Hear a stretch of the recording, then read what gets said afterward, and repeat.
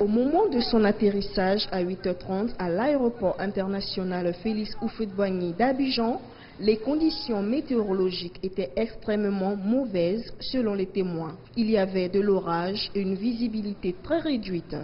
L'avion a donc raté son atterrissage et s'est retrouvé en mer. C'est vers 8 h du matin que l'accident s'est produit. Il y avait une forte pluie avec assez de vent. En ce moment-là, je voyais l'avion faire des mouvements au-dessus de la plage. Après quelques minutes d'agitation, l'avion est tombé dans la mer. Lorsque l'avion est tombé, j'ai vu un plomb qui essayait de se sauver, mais malheureusement, il est mort. Quand je suis arrivé, je suis allé constater vraiment, j'ai trouvé que c'était vraiment terrible. Où on nous avait dit que non, il y avait 10 personnes qui étaient à l'intérieur.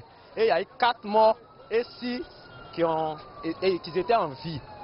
Mais en tout cas, ce n'était pas facile. C'est une situation qui est très très pathétique. Écrasée sur la plage de Port-Bouët à Abidjan, l'épave de l'avion était encore visible depuis samedi dans les rues de la capitale.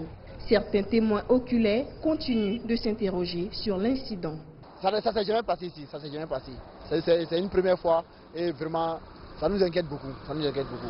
Bon, si aujourd'hui c'est ici, peut-être que ça serait dans les quartiers, donc ça va créer plus de morts, plus de dégâts. Pour l'instant, les circonstances de l'accident sont encore floues. Des militaires français sont à la recherche des boîtes noires pour tenter de faire la lumière sur les raisons de l'accident.